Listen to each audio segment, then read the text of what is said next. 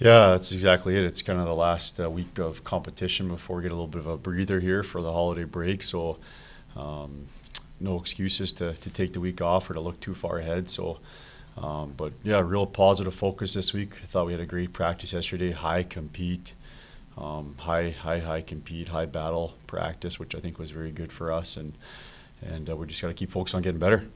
How much, how important is it to have guys come out like that on the Monday after a weekend like that to just get right back at it and, make sure that you're not having any like hangover effect from a weekend that didn't go as well as you'd like?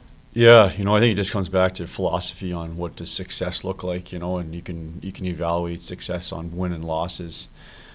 If you like to, it might be scary for where our program's at right now to do that solely on wins and losses. So I think you got to break down your play, look at how you thought it went, what you did well, what you need to work on.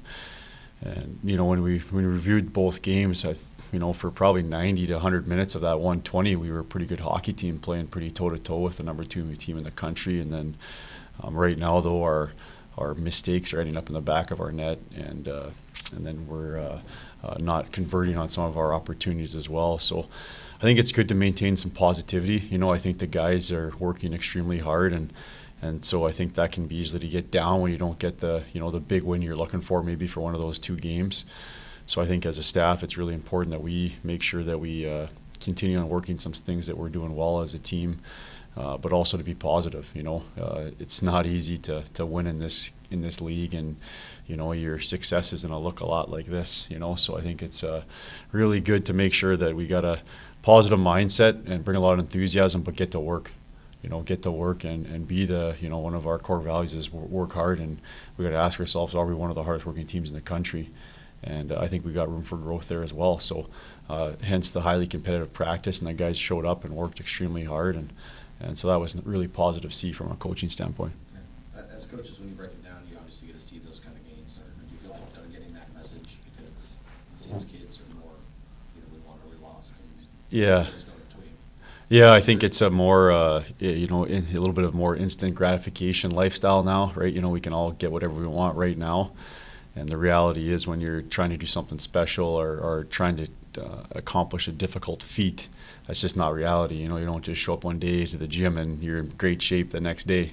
It's a grind, and it's a lot of elements that go into being in top shape, say, or something like that. And it's the same thing when you're trying to be a successful program. You don't just show up one day and say, hey, this is some systems and here's some core values, and now we're the best team in the country. So that's life. And so like you said, I think it's harder for those guys to understand that process. And so it's our job to teach them. It's our job to teach these guys what it takes to continue to learn, continue to get better, to continue to work themselves, and most importantly, for them to take personal responsibility to get better every day. And I think when you do that as a player and as a staff too, we have to work just as hard as our players work, and we got to learn new things. We got to make sure that we're challenging our comfort zones and making sure we're teaching the best way they're learning. Maybe not, so it's just that balance. So, but the good thing is, I think in that locker room, we all know we're in it together, and I think we just got to keep at the process. Just from your experiences, whether it's as a coach or as a player, how big were these series right before the break been, either to send you off with a good note going into the holiday break to make you want to get back after it right after you get away for a little bit? Mm-hmm. Or is it just like any other series, it just happens to fall right there in the week? Is there any more importance to one? Yeah, that's a good question. I haven't thought about it too much. I think you gotta know the importance of the series, just like anything in our conference. It's always important, and but I think you got to make sure that your urgency is high and your attention to detail is high, and you're seeing it in the games. It's literally a misread or something like that, and it's 2-1, and it's you don't know if you're gonna get that tying goal or vice versa. If you had a chance to maybe go up by 2. It's such small margins, and I think that's one of the really big positives that we're learning right now as a team, is that we have to play almost mistake-free hockey right now to win, and that's very difficult to do. But it will serve you well in the future when some other things start going your way a little bit. So I think that's something I think we can really build on. I think looking back at the stats, only one other team has generated that many shots against St. Cloud, us and Denver. So that's a positive. So but now if we clean up, some mistake-free hockey and, get a little bit of better, play as a team, then, as we get into the second half and we get into some of those things, we're growing as a team. We're learning how to track better. We're learning how to make better reads. We're looking to play in tight games. And so I think some of that stuff's going to benefit us in the long run. So that's the positives of it. We're learning some things. We don't have the luxury where you play maybe in northern Michigan and you can make a mistake and still come away with a win. I don't think we've won any games this year that we didn't deserve to win. Or maybe last year, if I look back, we had a couple wins that probably we stole a little bit, right? So I don't think that's happened for us yet this year, and I don't think that's a bad thing. I think we're getting what we've earned, and I think then you're going to get that odd game that maybe you get a 40 save night like that team we played against got, and you come away with a win maybe that you shouldn't have had or things like that. So that's why it's so important to keep coming back to the process and what we need to keep getting better at and learning the little details of the game that allow us success in the future. So, just got to focus on that. You had mentioned on Saturday that you imagined Duluth coming in here kind of over the chip. They're probably feeling somewhat like you are. Mm-hmm. Especially, they must have played pretty well to play Denver as tight as what they did. Yeah. At the end of the day, they still came out of the league and won too. Mm-hmm. So what do you expect from that group? Yeah, personally, just watching their last 4 games on video, to me, they are definitely not showing of their record. I think that's one of the better teams I've seen a little bit. So I haven't dissected their statistics or not, but to me, they're probably underperforming a little bit what they should be. I don't know what their, shot totals are or possession time is or anything like that, but for me, just looking at the tape, they're a good hockey team. And, you play Denver in 2 one-goal losses that, so you can't look at it, this is the 2 last-place teams. They look better than some of the teams I've pre-scouted that have came in here. So I always go off that. I think sometimes records, especially in college hockey, in the NHL, you play 82 games a year, so a lot of times you'll see eventually, you hear it all the time, these guys are on a 6-game losing streak or these guys are on a, and it's not that big a deal. But in college hockey, you have so many fewer games that it's all more magnified, So a team like that, I think, is going to return more to probably a better record than they're indicating now just by watching them play 4 games, That's what I think. But by no means can you think that it's going to be a easy game or worry about too much what they've done in the past. We'll have to play very well to have success against those guys. You played a lot of ranked teams already. Mm-hmm. How do you put St. Cloud State among the other? They impressed me big time. Yeah, you can just, again, I'm not sure how you guys watch the game from a up top view. When you're on the bench, the game's a lot quicker. And so you get a lot more of the physicality and the quickness of the decisions from up top. It's usually a little bit easier game to watch and dissect, and why sometimes it's an advantage to have a coach be up top to watch, because it's really a lot simpler game from up high than it is when you're on ice level. But I thought they were extremely mobile. I thought they all skated well. I don't think they have a first or a second or a third line. Even statistically, I think they're balanced like that. So it's very, very difficult to try to shut down a line when they're all good. So I think they're one of the few teams that, when you talk about true depth on a team, they're a truly deep team. All their lines can play, all their defensemen are extremely mobile and offensive, and they can all score too. Not just deep by having a lot just juniors or seniors, they're deep by they can all play at extremely high level. And if you can, I thought their passing and skill execution was very high. When they made or received passes, it was smooth. There's no bobbled pucks. They're shooting in stride. When they get an opportunity to get a good look, they have the ability to put it in the back of the net. So I thought from a skill standpoint, they were very good. So I think, they're one of the best teams I think we've played as a team. In our rink, I thought they were good. You can see how they're going to be very difficult. We have big end zones in our rink, so they get those 5-man cycles going. You can see how they would be, and they're very effective in their rink with their mobility and their puck possession. Western Michigan was an extremely tough team to play against, more top-line heavy than them. So, every team has their kind of strengths, and you can kind of tell. I don't know how long that coach has been there for. Do you know how long the coach has been in? 13. Yeah, 13 years. Oh, wow. Yeah. So I think it's, you can tell that, they're kind of like whenever we recruit and we're seeing Cloud commit, like they all do something extremely well. Like they can all skate really fast. They can think the game extremely. They're competitive. I think they have a nice cycle there of, I don't necessarily know the players' last names, but they all kind of look the same a little bit, right? So they're definitely really the type of players that play that style of game. So they'll give a lot of teams a lot to handle a little bit, but I think they're also beatable too. I mean, you take us on Friday night, I thought we were just as good as they were for a lot of the game. And then Saturday, I thought our first period was very good. And then even the second period was not bad. I mean, they got a couple opportunistic goals. And then I thought they were better than us in the third period. But again, I mean, you can tell we still got lots to go, but we can be there when we play the game the right way. You're playing, all three teams you're playing this month are all rated. Yeah. Is there any concern on your part that, you keep playing these guys and if you come up short, what's that do to their mental psyche moving forward? Are they worried they can't compete at that level? Yeah. Does that bother you? I mean, is that into your mind? I hope not.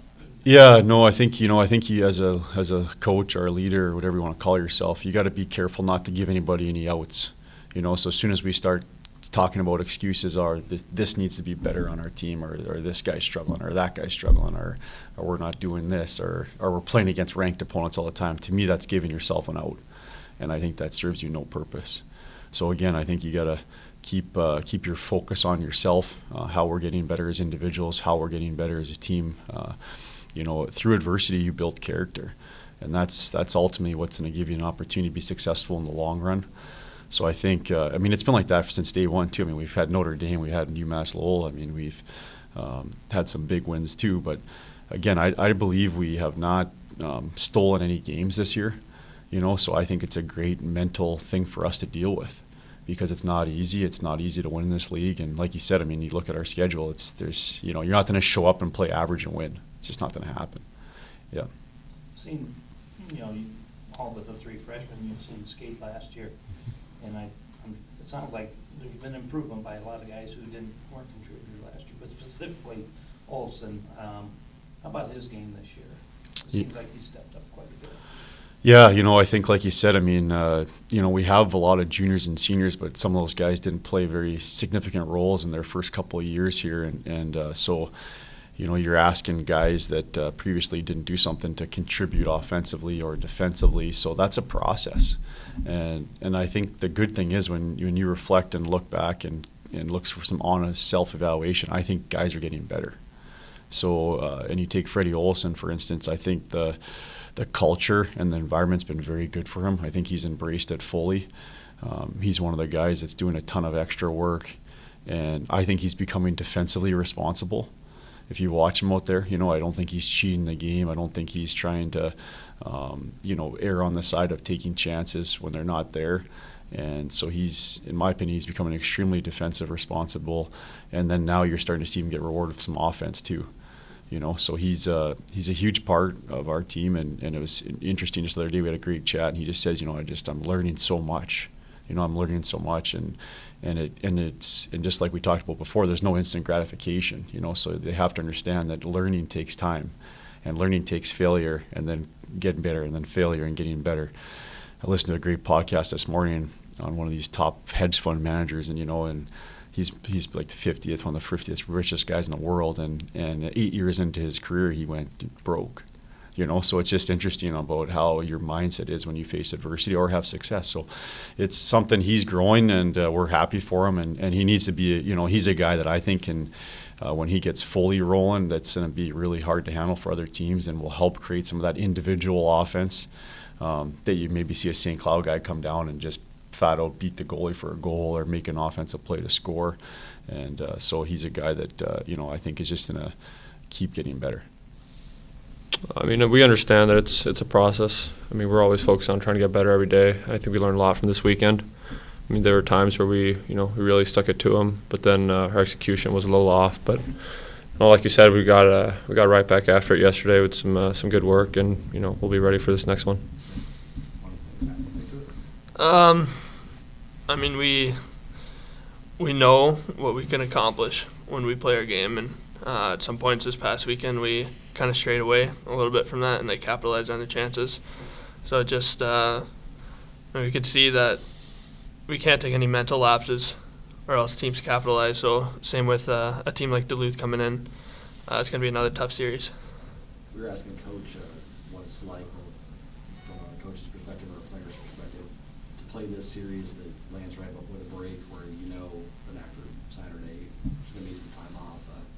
Does this week feel any different, or do you guys not feel that way until you get after the break? I mean, is there more sense of urgency, or does anyone look forward to having some time off? Do you sell out more because you have some recovery time? How do you approach this week, and is it any different than any other? We approach it as kind of the same as any other weekend. Especially like now, we focus more on not wanting to stray away from like playing our game with a break coming up. And we've talked a lot this week about, especially coming off a tough weekend last weekend, we wanna prove to people that we could play in this league. Yeah, no, it's any other weekend. We're going to prepare like we always do. Work hard, have a good week of practice, and obviously take some things from the past weekend and apply it to this one. But yeah, we'll be ready. Yeah, I know we talk about this a lot, about the fact that there's no break ever in this league, because you're not going to have a weekend where you can walk into it thinking that we get to the way to get to work for it every single time. When you go through a couple of stretches like this, where you have a tough series of a Western, and then obviously you're playing the number 2 team in the country this last week, does that grind itself get to you? And I guess how do you hit the refresh button every week, knowing that Duluth's coming in and they're going to be just as good as probably the other 2 teams you've already seen? I mean, for me, being here now for a while, if there's anything I learned from my freshman year, it's like it's not who's the best right now that really matters. I mean, around this time, we were number 1 in the country for, I mean, I can't remember exactly how long, but at least for a little bit. And we were in the top 5, top 10 for a while, and then we ended up not even making the tournament. So, like, to me, I don't think that really matters. I mean, we'll be ready for any team, and we understand the process, and we'll peak at the right time. Coach made a good point on Saturday about saying that even though you didn't have a win over the weekend, you felt there were areas that you're improving. Do you as players see that, and how much can you take out of that, knowing that at the end of the day you do want to win? Yeah, a lot of the time in the games this weekend, I mean, we saw like how good we are, and that we were competing with the top 2 or second top team in the nation for a good majority of the game. So we take a lot away from that, and knowing how good we can actually be. But at the same time, we need to focus a little more on not getting down on ourselves when we make some mistakes, and that kind of takes away from the rest of our game during the game too. Is when we get down on ourselves, we kind of feel sorry for ourselves, and it affects us the rest of the game. So I think, yeah, we take a lot of good things away, but at the same time, we need to focus on things like that. You're playing with a new coach, entirely pretty much new coaching staff, although Gabby worked with you guys last year. How much have they contributed to make you a better player this year? Because your numbers are up there. Yeah, no, it's been a lot different from years past. I mean, it's just completely different to what we've had here before. I mean, you just kind of be run and gun, go out there and use your creativity, use your instincts, play. And, I mean, it's not like we're not, like, being able to make plays or this and that now, but it's, I don't know, you kind of fall into a structure, and you got to know where you got to be and all this. So for me, I've learned a lot about, the D zone, taking care of those responsibilities, which eventually translates to offense. So I've learned, honestly, almost more in these past 2 or 3 months than I have just run around the past 2 years. So I'm incredibly grateful that they've come in and stepped in and done what they've done, and I think it's really going to translate to some good results here in the long run. Both of you can answer this one. 2 different personalities totally, between Dean and Mike. How do you compare the 2? Want to start? I mean, I think both of them want what's best for us, and trying to continue to get better and learn every day.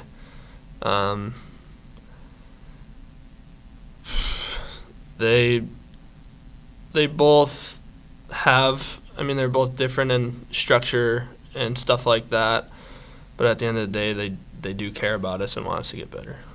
Yeah, well, the biggest thing is that they do want us to succeed. I mean, Dean was extremely hard with how he did things, and he worked us hard. And I mean, I know now anything that I will do through practice won't compare to that. So I think that's a good thing for me. You can get through it, and you can always work a little harder.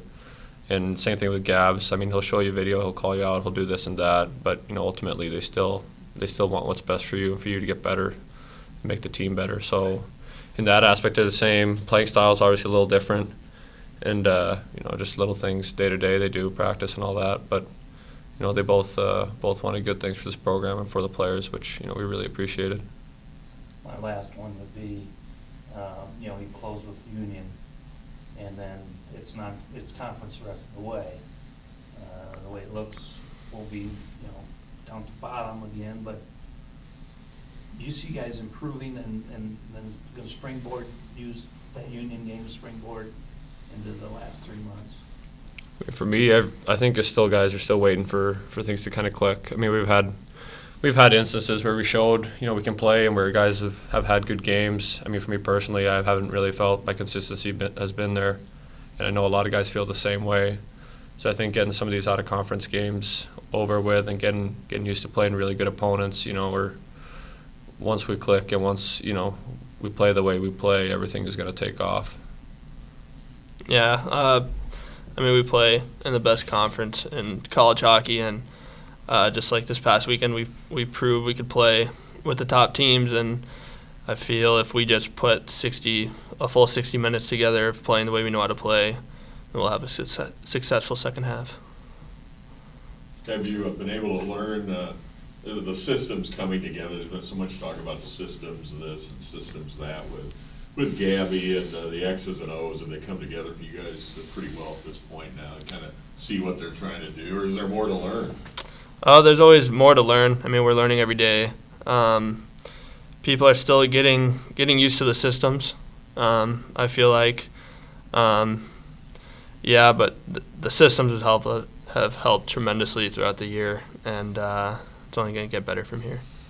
Yeah, no, what we're implementing too isn't like to be a robot. You got to be here. You got to be here. It's just kind of a foundation to fall back upon, just in case something hits the fan or if a mistake or something is made. So it's just kind of a general guideline. He still lets us play and do what we've done our whole lives. That's gotten us to this point. So it's not like it's anything crazy and it's changing how everyone is. But it's definitely worked out and helped us out. And I think in the long run, it's really going to pay off for us.